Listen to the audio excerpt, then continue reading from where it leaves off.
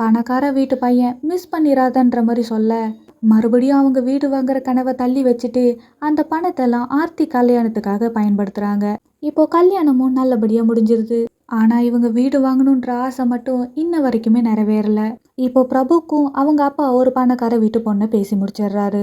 பிரபுவையும் convince பண்ணி எப்படியோ ஒத்துக்க வச்சிடுறாரு. இப்போ என்கேஜ்மெண்ட்டுக்காக ஒரு கடைக்கு ட்ரெஸ் எடுக்க வந்திருக்காங்க. இந்த கடையில தான் ஐஷு சேல்ஸ் கேர்லா ஒர்க் பண்ணிட்டு இருக்கா. ஐஷுவை பார்த்ததுமே பிரபு உறைஞ்சு போயிடுறான். எல்லாருமே இருக்கிறனால அவ கூட பேச முடியல.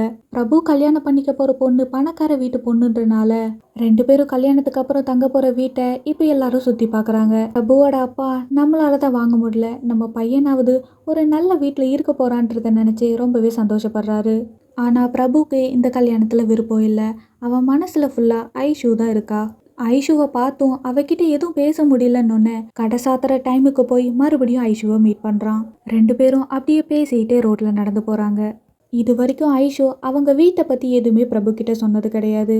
அவங்க அப்பா ஒரு குடிகாரன். தினம் குடிச்சிட்டு அவங்க அம்மாவை ரொம்பவே போட்டு அடிச்சிருக்காரு. பப்ளிக் எக்ஸாமுக்கு முந்தின நாள் இதே மாதிரி சண்டை போட்டுட்டு இருக்கும்போது அவங்க அப்பா அவங்க அம்மா மாண்டி அடிச்சு உடைச்சிடுறாரு. இதனால ஐஷு ஃபுல் நேரமும் ஹாஸ்பிட்டலில் தான் இருந்திருக்கா. அங்கிருந்தே படிச்சுட்டு வந்து தான் பப்ளிக் எக்ஸாம் எழுதியிருக்கா. இதனால தான் அவளால் சரியாக பண்ண முடியாமல் ஃபெயிலும் ஆயிருக்கா. இதெல்லாம் ஏன் என்கிட்ட சொல்லலைன்ற மாதிரி பிரபு கேட்க, நான் உன் கூட இருக்கும் போது தான் எப்பவுமே சந்தோஷமா இருப்பேன், அதான் சொல்லலைன்ற மாதிரி சொல்றா. இப்போ 2 பேர்த்துக்குமே ஒருத்தரை விட்டு ஒருத்தர் பிரியருக்கு மனசே இல்லை. வீட்டுக்கு போற பிரபு மறுபடியும் ஓடி வந்து என்ன கல்யாணம் பண்ணிக்கிறியான்னு கேட்குறான்.